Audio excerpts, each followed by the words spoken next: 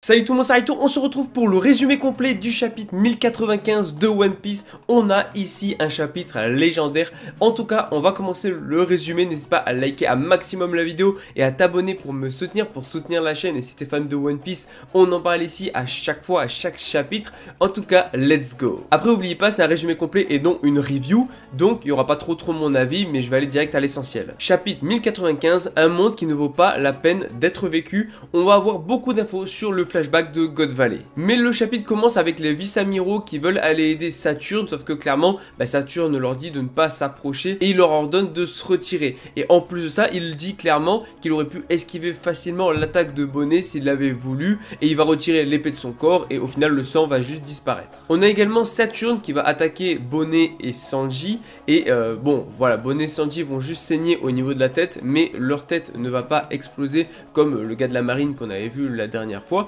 Par contre, ce qu'il faut noter, c'est qu'il a juste émis en fait une puissante aura à partir de ses yeux. Donc en fait, l'attaque n'est rien d'autre qu'une aura, une sorte de haki. Enfin après, on sait pas si c'est réellement du haki ou pas. Et là, je sais que ça va faire beaucoup parler, mais Kizaru va s'excuser auprès de Saturne puisqu'il est toujours au sol et incapable de bouger. Et Saturne qui lui dit: ton travail a été anormalement lent cette fois-ci. Franchement, ça c'est top. Et on a Saturne qui veut piétiner Luffy, sauf qu'on a Franky qui va tendre le bras et qui du coup va sauver son capitaine Luffy bien évidemment. Et Luffy est conscient, mais voilà, il ne dit rien dans ce chapitre. Donc en gros, Luffy, Kizaru incapable de bouger pour l'instant. Sinon Vegapunk, Bonnet, Franky, même Sanji sont incapables de bouger à cause du pouvoir de Saturne. Donc on n'a pas plus d'infos sur son mystérieux pouvoir, mais en tout cas ça les empêche de bouger. Et Vegapunk qui est en mode si c'est pas un pouvoir scientifique, alors il doit s'agir d'un fruit du démon. Et on a Saturne qui va attaquer Bonnet, enfin attraper Bonnet, qui va plutôt la serrer contre elle. Et elle dit clairement que Saturne a tué son père. Et là on va avoir le droit à du flashback et des infos sur God Valley du très lourd. Puisqu'on a un flashback, on voit Kuma parler à Bonnet de Nika. Voilà, oui, il va parler à Bonnet quand elle était jeune de Nika. Et il va faire sonner le rythme du tambour de Nika. Et ils dansent ensemble et surtout, il dit qu'il veut être un héros qui libère les gens comme Nika. Donc oui, Kuma voulait devenir exactement comme Nika. Retour au présent, on a Saturne qui dit que Kuma fait partie de la race des boucaniers. Donc ça y est, la race est révélée, donc très intéressant. Et il faut savoir que la race des boucaniers semble avoir du sang de géant et c'est ce qui les rend a priori exceptionnellement forts en termes de résistance et ça les rend aussi assez grands. On a le droit du coup à un nouveau flashback où là ça se déroule 47 ans dans le passé, donc forcément c'est avant God Valley puisqu'on va aller dans le royaume de Sorbet et en fait c'est là que Kuma est né dans une famille tout à fait normale. Son père était un membre justement de la race des boucaniers et sa mère était une humaine normale. Sauf que les informations relatives justement au sang, enfin en tout cas au test sanguins de Kuma ont fuité et ont été divulgués au gouvernement, en tout cas par un agent, enfin en tout cas ça a été divulgué à un agent du gouvernement, si bien que du coup toute la famille de Kuma a été capturée et transformée en esclaves du coup à Marie-Joise pour leur force extraordinaire. Donc on comprend déjà un petit peu mieux l'aboutissement de tout ça. Après la mort de sa mère, on a le père de Kuma qui a raconté la légende de Nika à Kuma. Donc c'est pour ça que Kuma a pu en parler à Bonnet, c'est son père avant qui lui avait dit. Et d'après le père de Kuma, c'est une légende en fait qui se transmet de génération en génération dans la race, en tout cas parmi les membres de la famille de la race des Bacuniers. Des boucaniers plutôt.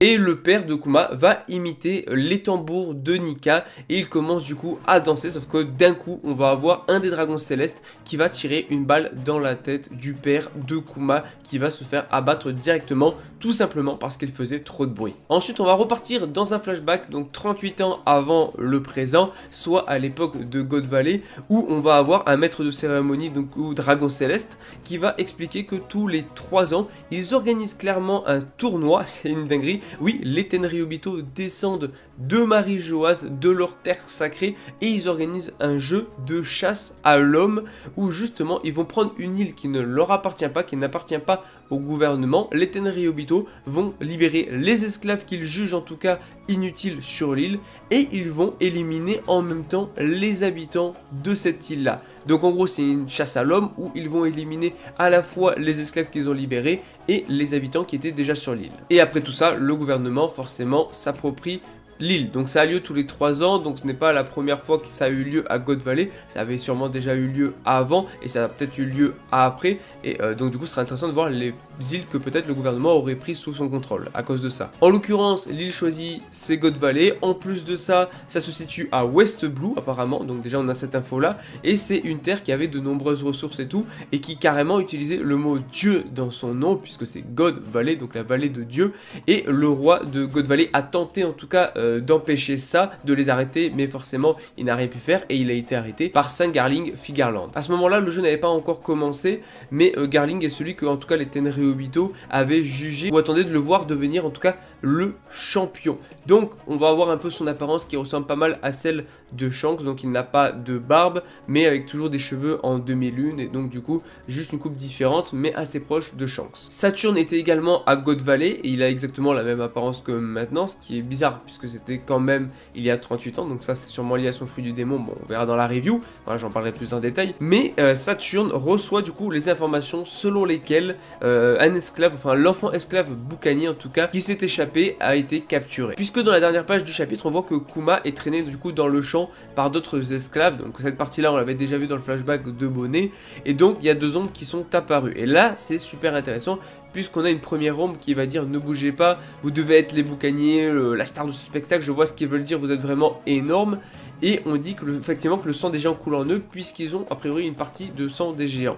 Et là on peut voir 2 ombres mystérieuses qui sont 2 enfants esclaves, donc un premier c'est Ivankov, ça c'est déjà une grosse info, qui était aussi du coup esclave à God Valley à ce moment-là, et une fille nommée Ginny, ou Ginny, soit avec un J, soit avec un G, on n'a pas encore la trad. Imaginez juste que ça soit Crocodile, bon on va pas partir trop loin, et Ivankov du coup ressemble à son apparence d'adulte, donc pas énormément changé non plus, et par contre Ginny est une fille souriante aux cheveux courts, qui mange un morceau de viande. Franchement, imaginez que ça soit Crocodile, donc voilà, on peut partir très loin là-dedans, mais en tout cas Ivankov parle à Kuma, et il dit « j'ai choisi de vivre et toi ». Et en fait le chapitre finit là-dessus. Encore une fois, Oda nous a pondu l'un des plus grands chapitres du plus grand manga, en tout cas de l'un des plus grands mangas de tous les temps, à savoir One Piece.